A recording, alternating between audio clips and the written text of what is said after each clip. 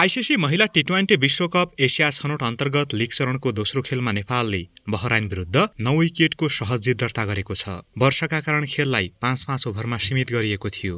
बहराइनले प्रस्तुत गरेको 42 रनको लक्ष्य नेपालले 4.2 ओभरमा 1 विकेटको क्षतिमा पूरा गर्यो। नेपालका लागि ओपनर कविता कुँवरले आक्रामक ब्याटिङ गरिन्। उनले 11 बलमा 4 चौकाको सहयोगमा 18 रन जोडिन्। उनी रनआउट भएकी हुन्। अर्की ओपनर सम्झना खड्काले 10 बलमा 13 रन जोडिन्। यस्तै अभिजित रहेकी कप्तान इन्दु वर्माले 5 बलमा 7 रन बनाइन्। त्यसअघि टस जितेर पहिला ब्याटिङ गरेको बहराइनले 5 ओभरमा 1 विकेट गुमाउँदै 41 रन बनायो। उसका लागि श्रीलङ्कन मूलकी दीपिका रसरिङ्गाले 13 बलमा 6 चौका र 1 छक्का सहित अभिजित 34 रनको उत्कृष्ट पारी खेलिन्।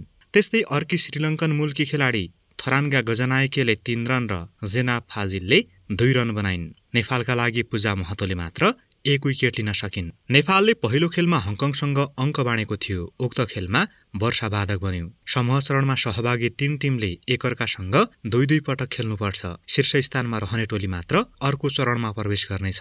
यो जितपछि नेपालको 2 खेलबाट 3 अङ्क पुगेको छ। हङकङको 1 अङ्क छ। अब नेपालले मंगलबार हङकङ र बिहीबार बहराइनसँग खेल्ने तालिका छ। आगामी दिनमा पनि नेपाली खेलकुद र खेलाडीसँग सम्बन्धित अपडेटका लागि कृपया हाम्रो यस च्यानललाई सब्स्क्राइब पनि गर्नुहोला। धन्यवाद।